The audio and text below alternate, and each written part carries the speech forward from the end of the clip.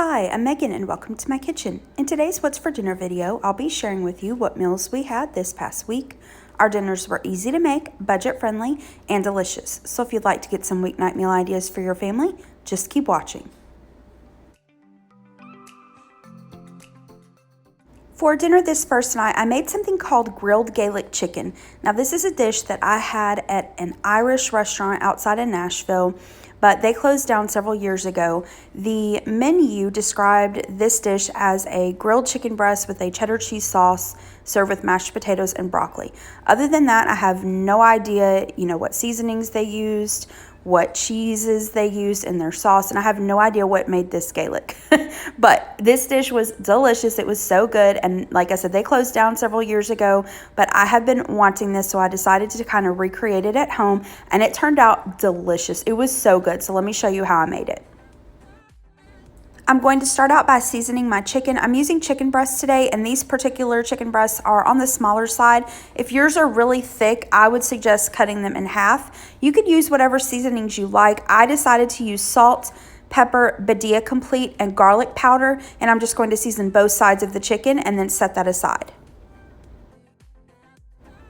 For the sides, first for the broccoli, I'm going to take this package of frozen broccoli, cook it in the microwave according to the package instructions, season it with some salt and pepper, and then for the cheese sauce, I decided to use this Kerrygold Irish cheddar. I'm going to shred that up. Here I have some russet potatoes that I washed, peeled, cut into chunks. I covered them with some water, added some salt, brought it to a boil. Once the potatoes are tender, I'm going to drain them. In this bowl here, I have a couple tablespoons of butter and just a little bit of cream cheese, not a lot, maybe not even an ounce. I'm going to add my warm potatoes to that so it starts to melt, and then I'll mash that up, add some salt and pepper, and then I did also end up adding a little bit of milk. Now I'm going to start on the cheddar cheese sauce. This is so easy. If you've ever made homemade macaroni and cheese, it's literally the same thing. You're just making it a little bit thinner to make it more of a sauce.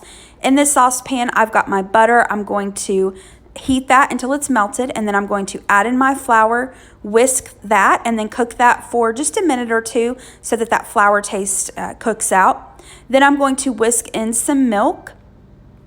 And you kind of want to do this carefully, but don't worry, when you add the milk, sometimes it looks kind of lumpy and separated, but just keep whisking. It will turn out just fine. Once that starts to thicken, I'm going to turn my heat down and then add in my cheese. Like I said, I'm using the Irish cheddar. I did also happen to have some shredded, just regular cheddar cheese on hand. I added a little bit of that as well to make it more of a yellow color sauce, but you don't have to do that. So once that cheese has melted completely, I'm going to season this with some salt and pepper. You can add whatever seasonings you want. Here you can see I added in a little bit more milk. I wanted it a little bit thinner, and then that's it. The cheese sauce is done. I'm going to set that aside.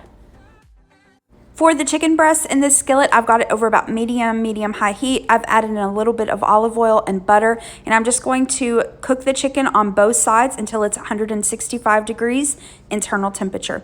Here's everything finished. So we have the cheddar cheese sauce, the broccoli, the mashed potatoes, and the chicken, and next I'll show you our plates. To serve this up, I just took some of the chicken breasts and added them to the plate. And like I said, these were on the smaller side, so we did 2 pieces of chicken.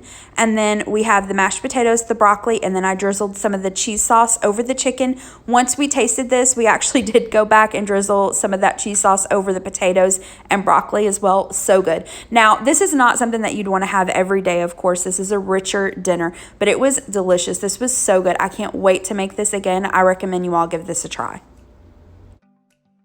For this next dinner, my mom, dad, and younger brother and sister ended up coming over, and kind of last minute we decided to go out for dinner to our favorite local Thai restaurant. I didn't get pictures of everything, I apologize, but we started out with spring rolls, a summer roll, we got a sashimi appetizer sampler, and then for sushi we got a sunrise roll and a crunchy shrimp roll. For our entrees, my husband had their chicken pad thai, I had their latna, my mom got the chicken teriyaki, my dad got their Penang curry, my sister got their beef satay, and then my brother got their chicken lo mein. It was delicious. I was so full, I could only eat half my entree. I had the leftovers for lunch, and this was delicious. Such a good dinner, and it was really nice to spend time with family. For dinner the next night, I made a pot roast in the crock pot. I always make my pot roast the same way. It's pretty simple, nothing fancy or complicated, and I'm sure you've probably already seen this before, but I wanted to share how I make it just in case you haven't seen it. It's so good. Like I said, really simple, but it's delicious. Here's what I'm going to use to make the roast. For the carrots, I have baby carrots on hand, so that's what I'm going to use. You can, of course, use regular carrots. I would just suggest that you cut them into smaller pieces. I have about 3/4 of an onion that I need to use up, so I'm going to peel that, chop that up. And then for my potatoes, I'm just using russet potatoes. I'm going to wash them and cut them into chunks. You can peel them if you want, but I don't peel them for my roast, but just do whatever your preference is. Then, of course, we have the chuck roast. And then for the seasoning for my roast, I like to use cream of mushroom soup and a packet of onion soup mix. To assemble the roast, I mean, at the end of the day, it really doesn't matter how you assemble it. I like to put the vegetables on the bottom, though. That kind of just helps make sure that the vegetables do cook and get nice and tender. But again, it doesn't really matter. But I'm adding the vegetables, and then I sprinkle it with a little bit of salt. Then I'm going to add my roast on top of my vegetables. I season the roast on both sides with some salt and pepper. And then in this measuring cup, what I like to do is take a 2-cup measuring cup. I add in my cream of mushroom soup. I add in the onion soup mixture. And then I add just enough water to make it 2 cups. And then stir that around really well. And then I'm going to pour that over my roast. Cover this with a lid. And I like to cook it on low for 8 to 10 hours or until it is super, super tender and falling apart. Here's the roast after about 10 hours. Now, sometimes I'll do a cornstarch slurry. Sometimes I don't. It just kind of depends on how big the roast is, how many vegetables I used. Today, I did decide to add that cornstarch slurry in, so I just mixed a little bit of cornstarch, some cold water, whisked it together, and then stirred it into the pot roast, put the lid back on it, and let it cook for maybe about 15 minutes until it started to thicken up. To go along with the roast, I made these mayonnaise rolls. These are so easy. This is a great recipe to keep on hand if you want like a quick bread to go along with dinner. I saw this over on Tamara's channel, Southern Wife Everyday Life. I'll have it linked in the description box below. These are so easy. They are basically just self-rising flour, mayonnaise, and milk. And that's it. And they only take like maybe 15-20 minutes to bake.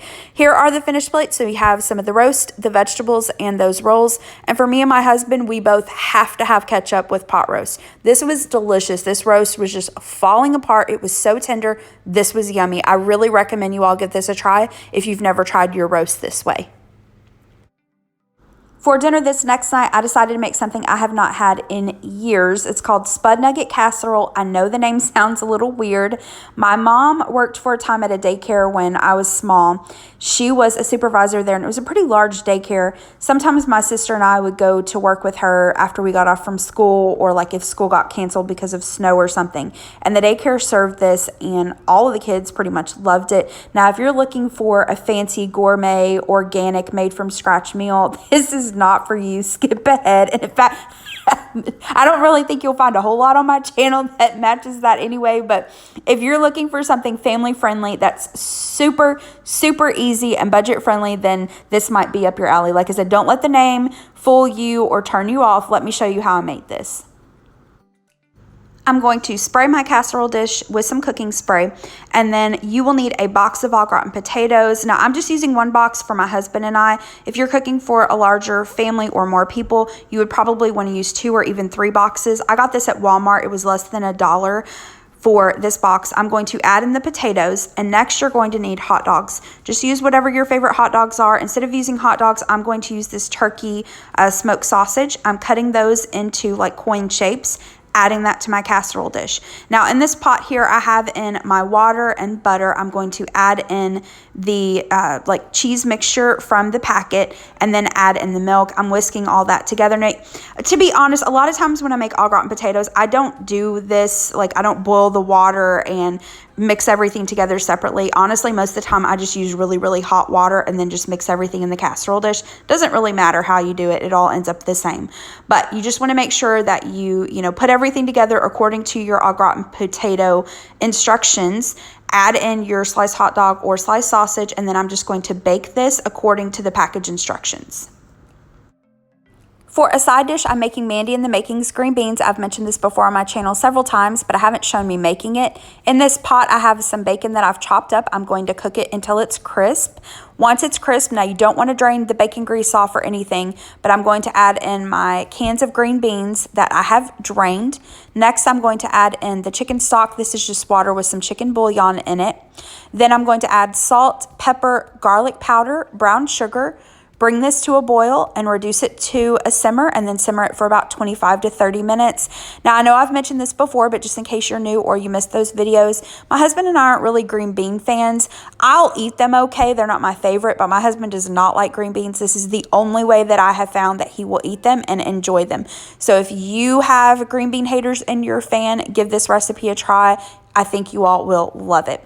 Here's that finished casserole. Now, not that it really made that big of a difference, but I did sprinkle some parsley flakes over top. Just add a little bit of green to that. And then here are the green beans. Here are the plates. So we have the casserole and those green beans. Like I said, not fancy at all, but this is a super, super easy and budget-friendly dinner. So if you all are looking for something quick and easy, I recommend you give this a try.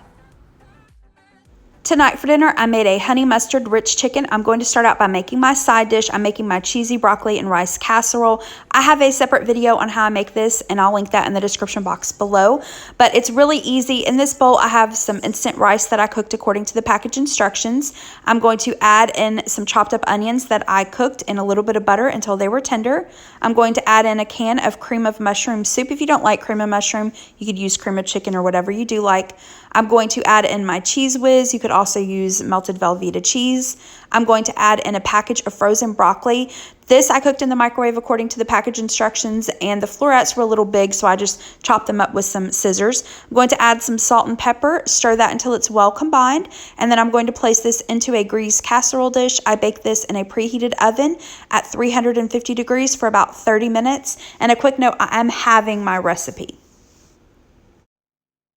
Next, I'm going to make some homemade honey mustard. This is so easy. It's 3 ingredients. It's mayonnaise, yellow mustard, and honey. This is something else that I've mentioned before on my channel several times, but never shown me actually making it. In this bowl, I've just added in the mayonnaise, the mustard, the honey. I'm going to whisk it until it's well combined, and then I always give this a taste and adjust it to your taste. If you want it a little more tangy, add a little more mustard. If you want it a little bit sweeter, add a little bit more honey. Now, this is a pretty thick sauce as is, so if I'm using it for like a salad dressing, sometimes I'll add in some water, and that's actually what I did with this honey container. If you saw, I added in just a little bit of warm water, shook it up, and then added maybe just a tablespoon and a half just to loosen it up a little bit. But I'm going to place this into the refrigerator and just allow it to sit, and we'll use this to dip our chicken in. For the chicken, I have some chicken tenders here that I'm going to season with salt and pepper on both sides. I'm then going to dip the chicken tenders into honey mustard. Now, I had about a half a bottle of this Ken's honey mustard on hand in my fridge that I wanted to use up, but I was afraid it wouldn't be enough, so that's why I made the homemade honey mustard. But it ended up being enough, so we just used the homemade that I just made to dip the finished chicken in, and then we'll use it for salads and things like that. Once I've dipped the chicken in the honey mustard, I'm going to dip it in this next bowl, which this just has some crushed up Ritz crackers. That's all that's in here.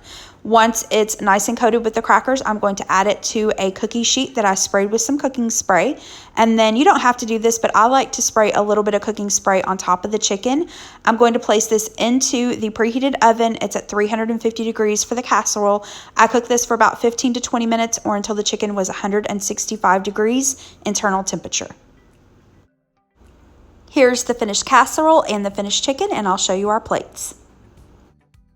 Here are the finished plates. I know it looks very yellow, but this was delicious. We love that cheesy broccoli and rice casserole. It's one of our favorites, so good. And that Ritz chicken. I've made Ritz chicken several times before. This is my favorite way that I've made it, by dipping it in that honey mustard first. That was so good. I don't know what it was about it, but it just added a really good flavor to that, so I'll definitely be making it this way again. This was such a yummy dinner. Next up, I'm making vegetable soup. I haven't had this since I was a child.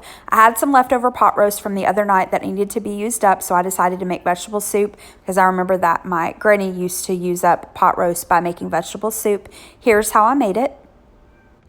To this pot, I'm going to add in some beef broth. You could, of course, use water and beef bouillon if you have it. If not, just use water. And then for the tomato part, I would have preferred to use diced tomatoes. I didn't have any on hand, but I did have this can of tomato soup. So I'm going to add that. And then I added some water to that tomato soup can and sloshed it around and added that. Now, my granny, she would have used canned tomato juice from tomatoes from her garden. But this is what I have on hand, so that's what I'm using. And then for the vegetables, just use whatever you have on hand or whatever you and your family like. You can use fresh or frozen. I'm using frozen mixed vegetables and about a half a bag of these frozen lima beans. Then I'm going to add in my leftover pot roast. I'm going to bring this to a boil, reduce it to a simmer, and I simmered it for about 40 minutes. Here's the soup after about 40 minutes. Next, I'm going to add in some of the leftover vegetables from the pot roast. In this container are the leftover carrots, potatoes, and onions. I gave them a rough chop. I'm going to add it to the soup, give it a stir, and then I cooked this for another 15 or 20 minutes. If you're using raw potatoes and carrots, I would add them earlier on in the soup, but because these were cooked with the roast, they already had a head start. I didn't want to cook them until they were mush. But once those have cooked for another 15 or 20 minutes, here's the finished soup. I gave it a taste and adjusted the seasonings with some salt and pepper. And to serve it up, I just placed it into a bowl and served it with some just simple saltine crackers. That was dinner this night. Such a good way to use up that leftover pot roast and vegetables. It was delicious. For the last dinner in this week's video, I used up some leftovers. I had some of the cheddar cheese sauce left over from the grilled Gaelic chicken. I decided to make some macaroni and cheese with that. I boiled up some shell pasta and then drained it really well. I added it back to a sauce pot, added the leftover cheddar cheese sauce with a little bit of milk. And then when I made the cheesy broccoli and rice casserole the other night, I had a little bit of Cheese Whiz left over. So I added just maybe a spoonful of the Cheese Whiz to the mac and cheese. And, you know, as soon as everything was warm and melted, that was done. I had some homemade honey mustard dressing left over from the other night. So I decided to use that up. I took some of the Tyson frozen chicken strips.